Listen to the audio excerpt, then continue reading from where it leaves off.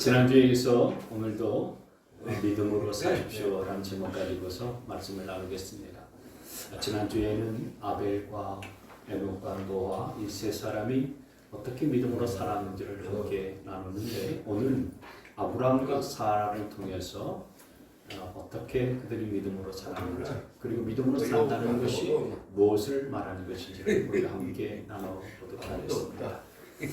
세 가지 말씀을 함께 나눌 텐데, 첫 번째로 믿음으로 사는 것은 새로운 출발을 뜻한다라고 하는 것입니다.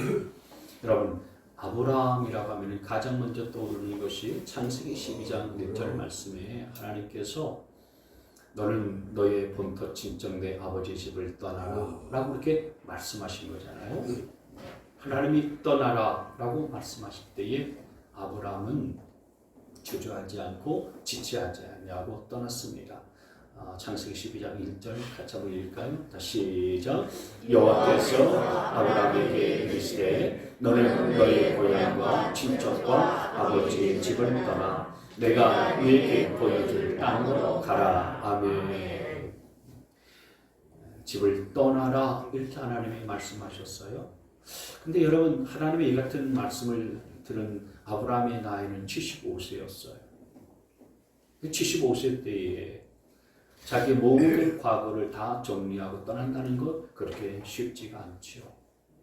그래도 하나님께서 네가 떠나면 내가 어디 가서 이렇게 저렇게 너를 먹여 살리마, 구체적으로 하나님이 말씀하신 것도 아니었어요. 그냥 떠나라 말씀하시고, 네가 떠나면은 복의 근원이 될 것이다.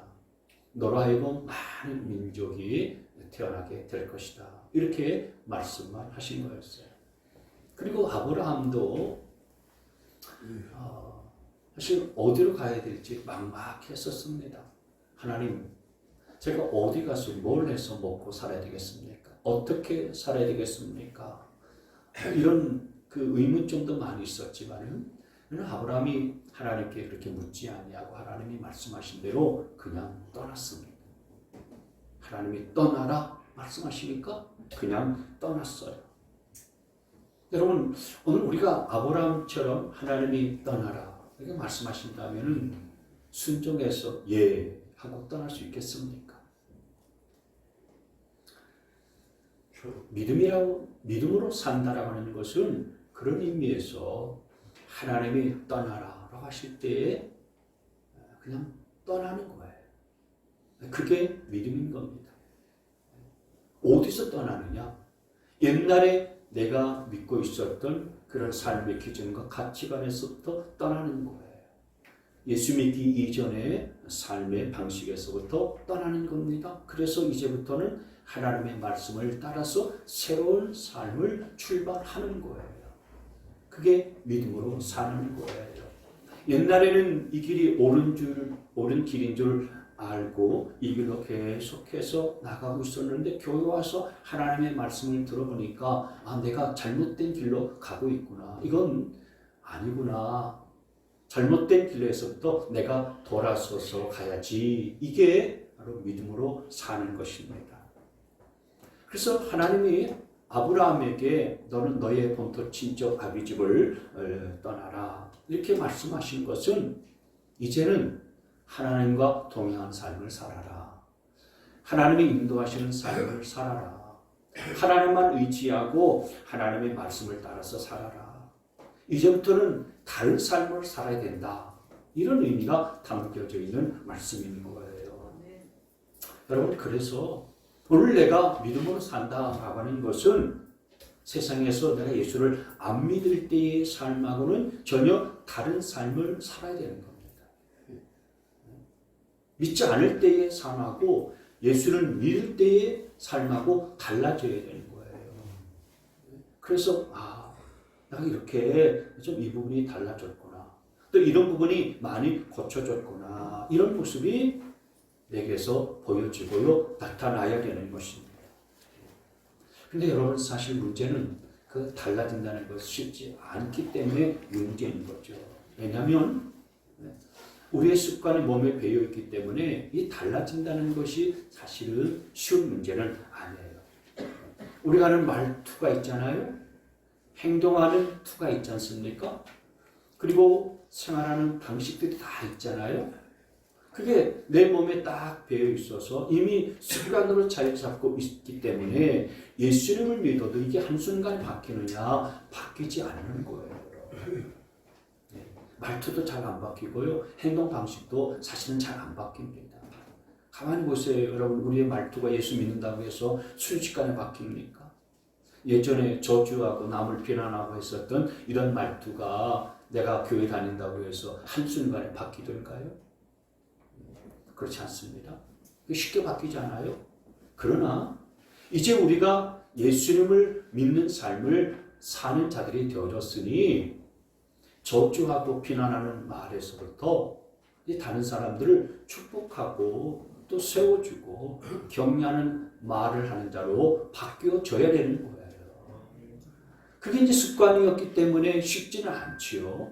쉽지는 않지만은 그러나 자꾸 또 노력하고 또 노력하면서 조금씩 그리고 점차 달라지고 변화되어져야 되는 것입니다.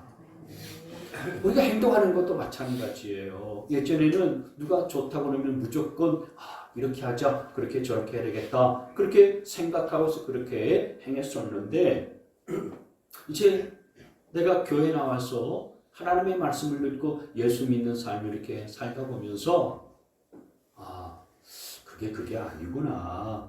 그렇게 살면 안 되겠구나. 내가 예수님을 구주로 모시고 섬기면서 살고 있는데 주님께 묻고서 해야 되겠구나.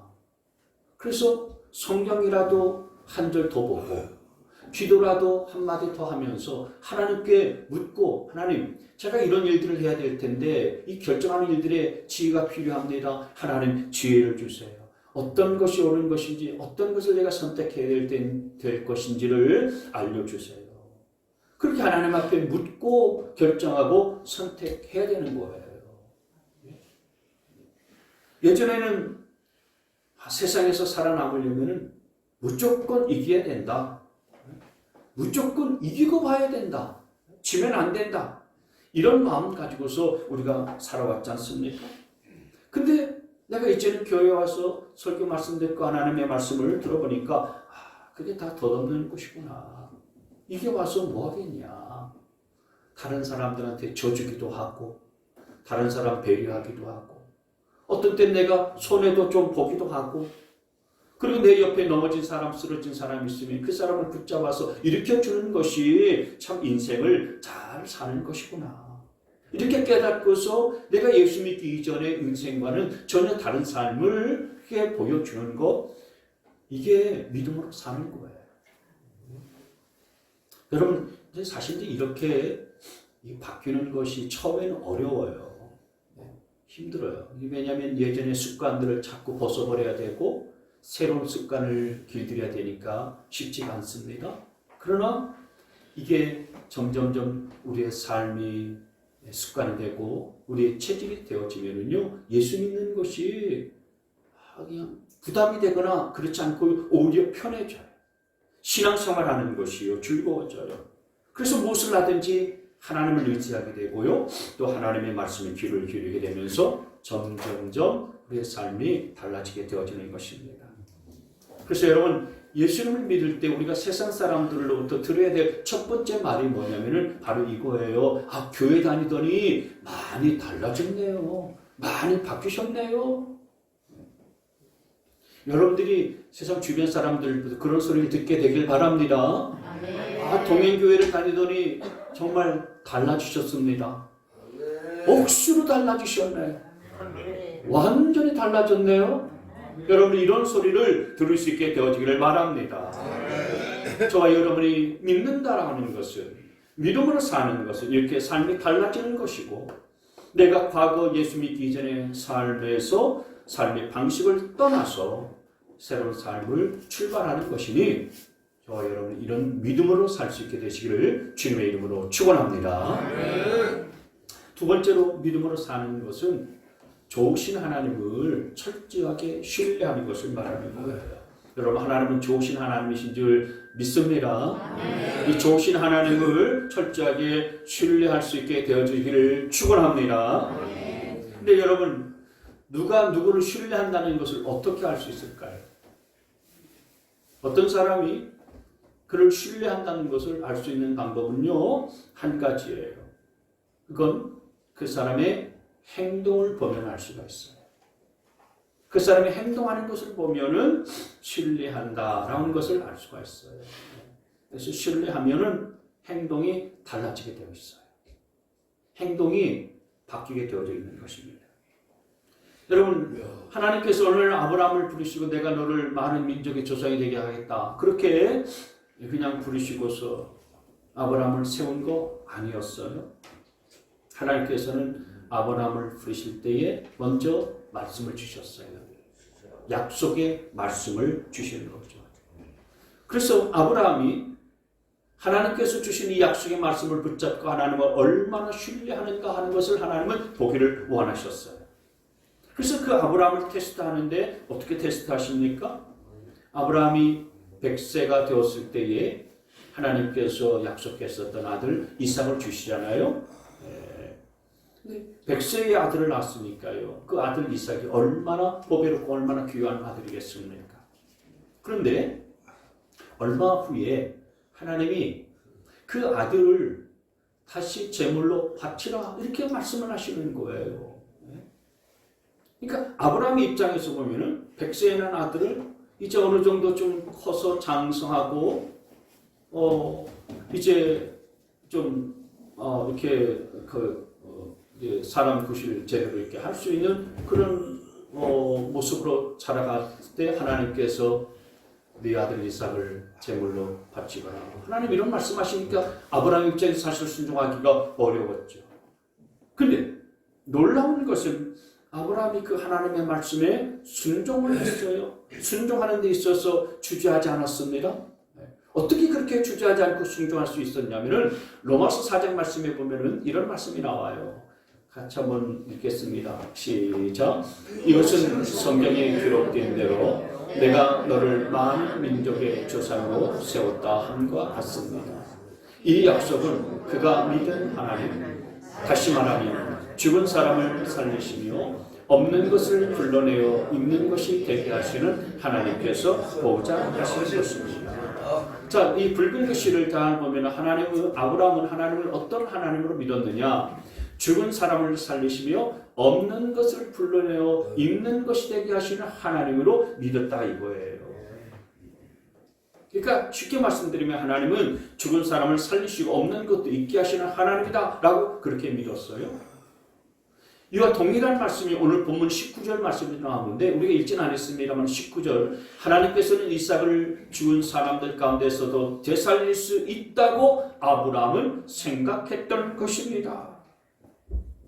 그러니까 아브라함은 100세에 난 귀한 아들 이삭을 하나님 앞에 제물로 바칠지라도 하나님께서는 어떻게 하실 것이라는 사실을 믿었어요. 하나님은 어떻게 하십니까? 이 이삭을 다시 살릴 것이라고 믿고서 하나님 앞에 바쳤다라는 거예요.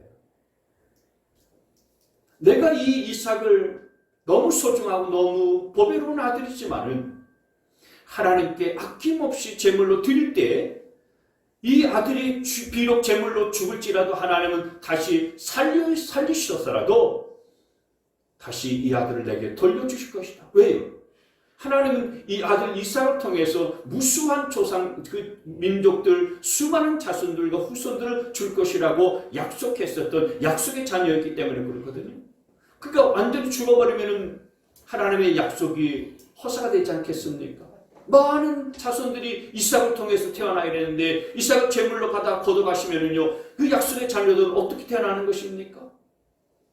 그래서 하나님은 내가 이 아들을 바칠지라도 다시 살려서 보내주실 거라는 이 믿음이 있었기 때문에 이삭을요 주저함 없이 하나님 앞에 바칠 수가 있었던 거예요. 여러분, 하나님은 어떤 분이십니까? 하나님이 진짜 살아계시고 천지 만물을 창조하시고 온 천하 만물들을 주관하시고 다스리는 분이라는 사실들을 여러분 믿으십니까? 말 그대로 하나님이 전지 전능하신 하나님이시고요, 죽은 자도 살리시는 하나님이신 것을 믿으십니까? 아멘. 그 하나님이 오늘 나와 함께 하시고 그리고 내 아버지가 되셔서 내 삶을 지키시고 내 삶을 다스리시고 내 삶을 인도하신다는 것이 진짜 믿어진다면 여러분 우리의 삶에 두려워할 것이 뭐가 있겠습니까? 무서워할 것이 뭐가 있어요? 염려할 게 뭐가 있습니까? 내가 염려하고 두려워하고 걱정되는 것이 있는 것은 그 하나님을 내가 말로는 믿는다 하지만 사실은 믿어지지 않기 때문에 그럴 거예요. 믿는다는 것은 그런 의미에서 이 좋으신 하나님을 내가 철저하게 신뢰하는 거예요. 죽은 자도 살리시는 하나님이신 것을 내가 믿고 없는 것도 있게 만드시는 하나님의 것을 내가 철저하게 신뢰하는 것이 믿는 거예요. 여러분 아브라함처럼 아브라함을 그렇게 그의 믿음을 테스트하셨던 것처럼 하나님께서 간혹 우리의 믿음을 테스트해 보시려고 뭔가를 요구하실 때가 있어요. 뭔가를 하나님께서 우리에게 달라고 하실 때가 있어요. 하나님 왜 이러십니까? 이거 왜 뺏어가려고 그러십니까? 우리가 그렇게 하나님의 깊으신 속과 뜻을 알지 못해서 오해할 때가 참 많이 있어요. 하나님께서 이삭을 달라고 할 때에 그럴 수 있지 않습니까? 하나님 왜 이삭을 달라고 하세요? 하나님 왜 이삭을 뺏어가려고 그러십니까? 주실 때는 언제고 왜 뺏어가려고 그러세요? 하나님의 생각을 우리가 이해하지 못하고 깊이 헤아리지 못하게 되어지면은 하나님이 줬다가 뺏는 하나님으로 그렇게 오해할 수가 있어요. 근데 하나님의 깊으신 의도는 그게 아니잖아요. 여러분 우리가 아이들이 과자를 좋아하잖아요. 과자 한 봉지를 사줘요. 사주고서 그 과자 할아버지한테 하나만 줘봐. 아빠한테 하나만 줘봐. 그러지 않습니까? 그럼 그 과자가 먹고 싶어서 달라고 그러는 건가요? 아니지 않습니까?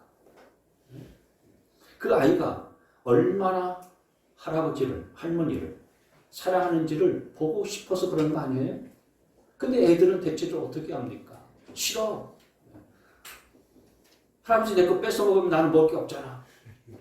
그러면서 안 줘요. 안 줘. 그러면 괜히 속이 상하잖아요. 내가 그거 먹고 싶어서 달라는 게 아닌 것을 나는 아는데 저 아이는 모르는 거예요. 그래. 네가 아직 어리니까 아직 내 마음을 모르는구나. 그래서 괜히 속상해요. 네가 아직 어리니까 나를 신뢰하는 정도가 이 정도밖에 안 되는구나. 그렇게 아는 거죠. 여러분 우리 신앙이 하나님을 신뢰하지 못하면 하나님이 좋으신 하나님인 것을 믿지 못하게 되어지면은 우리가 이 어린아 같은 그런 신앙을 가질 수밖에 없는 거예요. 저와 여러분은 그러지 말고 정말 아브라함처럼 하나님을 온전히 신뢰할 수 있게 되어지기를 축원합니다. 오늘 아브라함은 어떻게 했습니까? 하나님이 이 아들 이삭을 바치라고 하니까 창세기 22장 말씀에 보면 말이죠. 일찍 일어나서 아침 일찍 일어나서 주저하지 않냐고요. 그 아들 이삭을 제물로 바치려고요. 아들 이삭을 데리고 갑니다. 그리고 모리아산으로 이렇게 가서 그 산 꼭대기에 가서 제단을 쌓아놓고 그 위에다가 이삭을 결박해가지고 제단 위에다 올려놓습니다. 그리고 칼을 빼서 이 이삭을 죽이고 제물로 드리려고 했어요. 이게 너무 신속하게 이루어지는 일이다 보니까요. 천사도 놀랐습니다. 그래서 천사가 하는 말이 그렇게 하지 마라. 그러면서 창세기 22장 12절 말씀에 아주 유명한 말씀이 나오죠. 같이 있습니다. 시작. 천사가 말하여 그 아이에게 손을 대지 말아라. 그 아이에게 아무 일도 하지 말아라. 네가 너의 아들 너의 외아들까지도 나에게 아끼지 아니하니 네가 하나님 두려워하는 줄을 내가 이제 알았다. 아멘. 야, 네가 아끼는 귀한 아들까지도 내게 바치는 것을 보니 네가 이제 나를 사랑하는 줄 알겠구나. 네가 나를 신뢰하는 줄 내가 이제 알겠다. 하나님께서 이 시험을 통과했다고 하나님이 이제 합격의 도장을요, 찍으신 거예요. 여러분, 하나님은 이렇게 우리의 믿음과 신앙을요 시험해 보시고 테스트하실 때가 있으세요. 우리의 믿음이 어느 정도인지를 알아보기 위해서 하나님께서 시험하시고 테스트하시는 경우가 있는 거예요. 그래서 뭔가 테스트하기 위해서 우리에게 요구하실 때가 있어요. 직장생활 하시는 분들 직장생활로 인해서 바쁜 그런 분들 많이 계시잖아요. 바쁜 그런 분들에게 하나님이 시간을 요구하죠. 세상적으로 그렇게 바쁘게 살기보다는 바쁜 시간을 좀 쪼개어서 내게 와서 예배를 드림으로 나와 함께 할 수 없겠니? 하나님이 그렇게 시간을 요구하실 때가 있는 거죠. 그럴 때 하나님, 제가 이 시간에 돈 벌어야 됩니다. 돈 벌어야 나도 먹고 살죠. 저는 이게 너무 중요합니다. 우리가 혹시 그렇게 하는 자들이 아닌가? 여러분, 세상의 즐거움에 빠져가지고요 교회에 나와서 하나님 앞에 예배 드리는 것들을 소홀하게 여기는 사람에게 주님께서 그럴 수가 있어요. 너 세상의 즐거움을 다 포기하고 내게 와서 내가 네게 주는 즐거움을 나와 함께 누려보지 않겠니? 주님이 그렇게 요구하실 때가 있어요. 그러면 아니요, 저 세상에서 노는 거 너무너무 재밌고 즐거워요. 교회 가면 따분하기만 합니다. 여러분, 전도하다 보면 가끔씩 그런 분들이 계세요. 세상에 이렇게 재밌고 즐거운 것이 많이 있는데 교회 가면 너무 지루하고 교회에서는 하지 말라고 하는 게 너무 많고 다 하지 말라고 그러는데 난 그렇게 못합니다. 난 그렇게 얽매여가지고서 자유롭게 살지 못할 바에는 난 그냥 세상에서 이렇게 즐겁게 살렵니다. 이런 분들이 얼마나 많은지 알 수가 없습니다. 예. 여러분, 그래서 가만히 생각해 보니까 하나님이 요구하시는 것이 있는데 우리가 하나님 앞에 드릴 수 있고 바칠 수 있는 것들은 별로 없는 거예요. 여러분, 하나님께서 달라고 하시고 요구하실 때에 하나님께 드릴 수 있는 것이 뭐가 있습니까? 여러분, 근데 우리가 처음에는 내가 처음 신앙생활 때 내가 하나님 앞에 줄 수 있는 것들, 드릴 수 있는 것들이 별로 없다고 생각했는데 우리가 점점 신앙생활을 해가면서 하나님의 은혜를 체험하고 하나님의 사랑을 경험할수록 점점 더 하나님을 신뢰할 수 있는 자리 가운데로 나아가게 되더라는 거예요. 그래서 하나님을 신뢰하는 정도가 점점 커지게 되어지는 거예요. 그리고 그 하나님을 내가 신뢰하고 또 신뢰하다 보니까 하나님께서 아브라함의 가장 귀한 아들까지도 주저함 없이 바칠 수 있었던 것처럼 내게 가장 소중한 것도 하나님 앞에 바칠 수 있는 자리 가운데 나아갈 수가 있게 되어지는 거예요. 그렇기 때문에 여러분, 지금 여러분이 서 있는 그 믿음의 자리에서 만족해하지 마시고 하나님의 은혜와 사랑을 더 깊이 체험해서 더 깊은 믿음의 자리 가운데 나아가시고 그리고 그 좋으신 하나님을 더 신뢰할 수 있는 저와 여러분 되시길 주님의 이름으로 축복합니다. 아멘. 세 번째로 믿음으로 사는 것은 뭐냐? 하나님의 말씀은 반드시 성취된다는 것을 믿는 거예요. 여러분, 오늘 아브라함 믿음뿐만 아니라 11절 말씀에 보면은 아브라함의 아내인 사라의 믿음에 대해서 나오는데 11절을 한번 보세요. 11절을 같이 한번 읽습니다. 시작. 믿음으로 사라는 나이가 지나서 수태할 수 없는 몸이었는데도 임신할 능력을 얻었습니다. 그가 약속하신 분을 신실하신 분으로 생각했기 때문입니다. 사라의 나이 89세였어요. 근데 1년 뒤에 90세에 이제 이삭을 낳게 됐는데 그때 천사들이 지나가면서 아브라함에게 이야기를 했어요. 1년 뒤 이맘쯤에 네가 아들을 낳을 것이다. 이렇게 천사가 얘기하는데 장막 뒤에서 사라는 그 이야기를 듣고서요 피식 웃었어요. 네, 그렇죠. 설마 내가 나이가 내년이면 90인데 아무리 하나님이 말씀하신다고 그래도 내 몸에서 아이를 어떻게 낳느냐 이렇게 생각해서 웃은 거죠. 여러분, 우리도 가만히 생각해 보면 하나님은 살아계시고 하나님은 우리의 기도를 들으시는 줄 믿습니다 라고 그러면은 할렐루야 아멘 그러는데도요 속으로는 설마 피식 웃잖아요. 네. 아멘을 하지만은 나도 모르게 그냥 웃는 경우가 있어요. 아니 그거 성경에만 있는 거지. 예? 진짜 나에게 그런 기적이나 그런 일들이 일어나겠느냐. 그러면서 우리가 하나님의 말씀을 믿는 것 같은데 사실은 사라처럼 믿지 못하고 웃고 넘기는 경우들이 많이 있어요.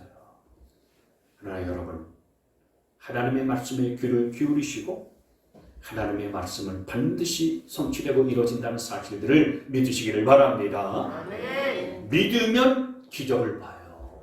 아멘. 여러분, 요한복음 11장 말씀에 예수님이 죽은 나사로를 살리기 위해서 무덤가로 가는데 주님이 그 무덤에 있는 돌문을 치우라고 그랬어요. 그랬더니 주변에 있는 사람들이 예수님, 이 나사로 죽은 지 나흘이나 됐습니다. 벌써 죽었어요. 냄새납니다. 시체가 다 썩었습니다. 그때 주님께서 하셨던 말씀이 너희가 믿으면 영광을 버리라 말씀하셨어요. 이게 요한복음 11장 40절에 주님이 하신 말씀이거든요. 같이 읽습니다. 시작. 예수께서 이르시되 내 말이 내가 믿으면 하나님의 영광을 버리라 하지 아니하였느냐 하시니 아멘.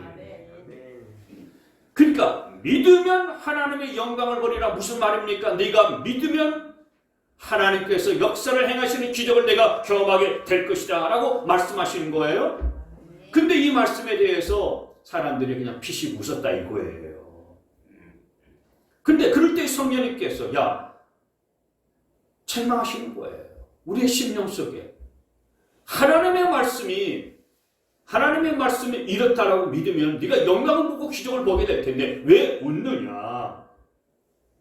여러분, 주의 성령께서 우리가 하나님의 말씀에 대해서 웃으면서 하나님의 말씀을 믿지 못하겠다라는 투로 반응을 보일 때에 성령님이 그렇게 우리로 하여금 깨닫게 해주시는 바가 있는데 그럼 정말 책망하실 때에 벌써 깨닫는 역사가 우리 마음속에 일어날 수 있게 되어지기를 바랍니다. 네. 오늘 사라가 그 천사가 왜 사라가 웃느냐 그렇게 말하는 순간에 사라가 깨어졌어요. 하나님이 이루신다고 하면 이루어지는 건데 내가 속으로 하나님 하시는 말씀에 그냥 웃어 넘기고 말았구나. 그러니까 자신을 생각할 때 한심한 거예요. 자신의 믿음을 생각하고 돌이켜보니까요 너무 부족하고요 너무 한심해. 오늘 11절 말씀에 다시 보시면 넘겨보세요. 사라가 믿음으로 살아는 나이가 지나서 수태할 수 없는 몸이었는데도 임신할 능력을 얻었습니다. 그가 약속하신 분을 신실한 분으로 생각했기 때문입니다. 그러니까 성령께서 너 왜 웃느냐? 이렇게 지적하신 것 때문에 사라가 깨닫게 된 거예요. 그렇구나. 하나님 신실하신 분인데 내가 하나님의 약속의 말씀이 이루어진다는 사실들을 반드시 성취되는 말씀이라는 사실들을 믿지 못했구나. 그러면서 내가 웃어버렸구나. 이걸 깨닫게 되고 그 다음에 믿었어요. 믿었더니 어떤 일들과 역사가 벌어졌느냐. 12절 말씀이에요. 시작. 그래서 죽은 사람이나 다름없는 한 사람에게서 하늘의 별과 같이 많고 바닷가의 모래와 같이 셀 수 없는 많은 자손이 태어나게 되었습니다. 할렐루야. 여기 죽은 사람이나 다름없는 한 사람이라고 하는데 이 사람 누굽니까? 사라잖아요. 사라는 90세가 됐기 때문에 모든 경수가 끊어져서 생산할 수 없는 자이기 때문에 마치 죽은 사람이나 똑같다 그 얘기예요. 아이를 출산할 수 없는 지경에 이르는 거죠. 그리고 믿음도 없는 그런 상황이었어요. 근데 그렇게 죽은 것 같은 사람이었지만 그러나 하나님의 약속이 하나님이 말씀하시면 이루어진다. 하나님이 한번 말씀하시고 약속하셨으면 틀림없이 성취될 것이라고 하는 사실들을 기억하고 믿을 때에 하나님이 약속하신 그 약속의 아들을 얻게 되어졌고 그로 말미암아서 어떻게 됩니까? 하늘의 별과 같이 많고 바닷가의 모래와 같이 셀 수 없는 많은 자손이 태어나는 놀라운 기적이 벌어지게 된 줄 믿습니다. 아멘. 할렐루야. 아멘. 믿음으로 사는 것은 그런 의미에서 이 하나님의 약속의 말씀을 붙들고서 살아가는 거예요. 그리고 그 약속의 말씀은 반드시 이루어진다는 사실들을 믿는 겁니다. 이게 믿음으로 사는 거예요.